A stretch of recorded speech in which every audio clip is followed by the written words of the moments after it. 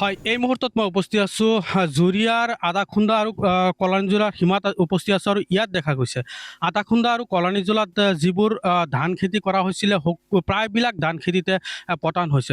বিশেষকৈ কিছু যি বীজ আছে, বীজ অনা হৈছিলে যিটো দোকানৰ পৰা অনা হৈছিলে, সেই দোকানৰ পৰা যি বীজ অনা হৈছে সেই বীজবোৰৰ কঠীয়া আৰু যিসকলে ধান ৰুইছে সেইসকলৰে এই অৱস্থা হৈছে। মই এই বীজৰ পেকেটবিলাক দেখুৱাব চেষ্টা কৰিম। ইয়াত আছে AGR বায়'টেকৰ যি বীজ আছিলে AGR 544 আৰু এটা আছে AGR 5421 আৰু এটা আছে AGR 5444 এনেকুৱা ধৰণৰ যিবিলাক বীজ অনা হৈছিলে সেই বীজৰ যি ধান খেতি কৰা হৈছিলে সকলো ধান খেতিতে পতান হৈছে আৰু সম্পূৰ্ণ ধান খেতি নষ্ট হৈছে। প্ৰায় 100 বিঘাৰ ওপৰত ধান খেতি নষ্ট হৈছে, যাৰ কাৰণে এই দুখীয়া কৃষকসকলে মূৰে কপালে হাত দিব লগা হৈছে। কাৰণ এই কৃষকসকলৰ কৃষিজীৱী এই কৃষকসকল তেওঁলোকে কৃষি কৰিয়েই তেওঁলোক জীৱন নিৰ্বাহ কৰে, তেওঁলোকৰ পৰিয়াল পোহপাল দিয়ে আৰু যিহেতু এই ধানসমূহ সম্পূৰ্ণৰূপে পতান হৈছে, নষ্ট হৈ গৈছে, যাৰ বাবে তেওঁলোকে মূৰে কপালে হাত দিব লগা হৈছে। মই কিছু কৃষকৰ লগত পোনপটীয়াকৈ কিছু কথা জানিব চেষ্টা কৰিম। আপুনি কিমান বিঘা কৰিছিলে? আমি 5 বিঘা কৰিছিলোঁ। হ্যাঁ, 2 বিঘা নষ্ট হৈছে। ধান জুৰিয়া বজাৰৰ পৰা আনিছোঁ। আপোনাৰ কিমান বিঘা? 2 বিঘা মাটি। ক'ৰ পৰা আনিছিলে? এটা এই কায়গোলা এই হস্পিটেলৰ লগত দোকান আছে, তাৰ পৰা আনিছোঁ। সম্পূৰ্ণ ধানেই নষ্ট হৈ গৈছে। ধান নষ্ট হৈ গ'ল, পটান হৈ গ'ল। চাউল হোৱা নাই ধান? চাল হোৱা নাই, মৰি গ'ল। মৰি গ'ল। আপোনাৰ কিমান বিঘা আছিলে? মোৰ 2 বিঘা মাটি আছে। একে ঠাইৰ পৰা একেটা ঠাইৰ পৰা মই মুৰুংগাঁও হস্পিটেলৰ লগতে দোকানখন আছে, দোকানৰ পৰা আনিছোঁ।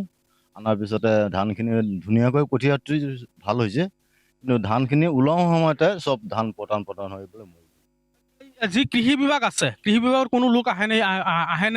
নাই, কোনো আমাৰ ইয়াতে অহা নাই। কোনো খবৰ নলয়?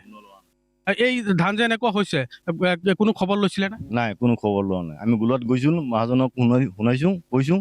মহাজনে কৈছে ক'লে আমি কি কৰিম এতিয়া, এই বুলিয়ে কৈছে আমাক। কি ক'ব? আপোনাৰ কি বিঘা? আমার 2 বিঘা সব পন্থা নয়, একদম সব পঠান, এটাও ধান নাই। এঠাইটোৰ পৰা আনিছিলে? একদম এই পুনিয়া হস্পিটেলৰ লগত মুৰুংগাঁও, হয়। পুনিয়া হাৰৰ দোকান যায়, হয়। সিহে দিছে। আপোনাৰ কিমান বিঘা আছিলে? 2 বিঘা সম্পূৰ্ণ পতান। মোৰ 3 বিঘা। 3 বিঘাৰ পিছত ধানটো ওলাইছে, ওলোৱাৰ পিছত চব মানে হৈ গ'ল আৰু হোৱাৰ পিছত আপোনাৰ পটান তাৰপিছত যেতিয়া পুনিয়া থোৱা হৈছে তেতিয়া চব গোটেইকেইটা পটান আৰু ধান মানে এটাও নেপাওঁ মানে। দেখা গৈছে আধাতে আপুনি ধানখিনি কাটি আছে কাটি আছো মানে এইটো এতিয়া কি কৰিম, উপায় নাই, এতিয়া গৰু খেৰৰ কাৰণে কাটি আছো আৰু খুৱাবৰ কাৰণে। খুৱাবৰ কাৰণে ধান নাই যদি তেতিয়া সেইটো ক'ৰ পৰা আনিছিলে? মই পুনিয়াতৰ পৰা আনিছিলোঁ। 2 বিঘা পুনেৰ পৰা কঠীয়া আনিছিলোঁ, সম্পূৰ্ণ পতান পতান একদম নষ্ট হৈ গৈছে। নষ্ট হৈ গ'ল। আপোনাৰ কিমান বিঘা? আমাৰ 2 বিঘা 2 কটা পুনিয়াৰ পৰা আনিছোঁ, সম্পূৰ্ণ পতন হৈ গৈছে। পতন হৈ গ'ল। দেখা গৈছে সকলো কৃষকৰে ইয়াত যিখিনি উপস্থিত আছে আৰু বহুত কৃষক আছে, শ বিঘা মাটি এইদৰে যি বীজ আনিছিলে, বীজ যিহেতু এই বীজ ৰোপণ কৰিছে আৰু এই বীজ ৰোপণ কৰাৰ পিছত কিছুদিন পিছতে এই খেতিসমূহ নষ্ট হৈ যাব ধৰিছে। ধান বিলাক হোৱাৰ পিছত তাত কোনো চাউল হোৱা নাই আৰু ধান খেতিসমূহ আচলতে নষ্ট হৈ যাব ধৰিছে, মৰি যাব ধৰিছে। আৰু যিহেতু দেখা গৈছে এই যি বীজকেইটা মই অথনি দেখাইছিলোঁ সেই বীজকেইটাই তেনেকুৱা অৱস্থা হৈছে। আৰু যিহেতু এই যি কোম্পানীয়ে বীজসমূহ আচলতে যোগান ধৰিছে, বিক্ৰী কৰিবৰ কাৰণে পঠাইছে, এই নিম্ন খাপৰ বীজ হোৱাৰ সম্ভাৱনা ব্যক্ত কৰিছে কৃষকসকলে। কাৰণ আগতো তেনেকুৱা কেতিয়াও হোৱা নাই আৰু যিহেতু ব্যৱসায়ীসকলে কম দামত নিম্ন খাপৰ বীজসমূহ কম দামত কিনি আনি উচ্চ হাৰত বিক্ৰী কৰাৰ এটা অভিযোগ উত্থাপন হৈ আছে। আৰু যি কৃষি বিভাগ আছে, বিয়াগোম কৃষি বিভাগ, এক প্ৰকাৰ ক'ব গ'লে কৃষি বিভাগৰ কোনো অস্তিত্বই নাই ইয়াত।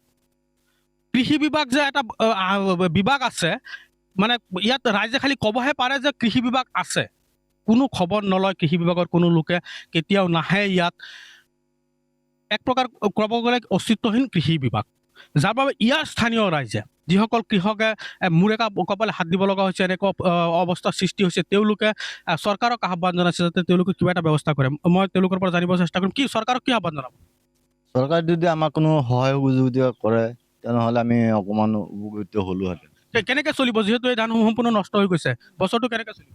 বছৰটো এতিয়া কি কৰিব, হাজিৰা চাজিৰা কৰি খাব লাগিব, হাজিৰাটো নাপাওঁ, হাজিৰাও কম, কেনেকৈ চলিম আমি এইটো অৱস্থাত মানে আমাৰ হাহাকাৰ চলি আছে পৰিয়ালখনৰ আমি একদম দুখীয়া হিচাপত চলি আছোঁ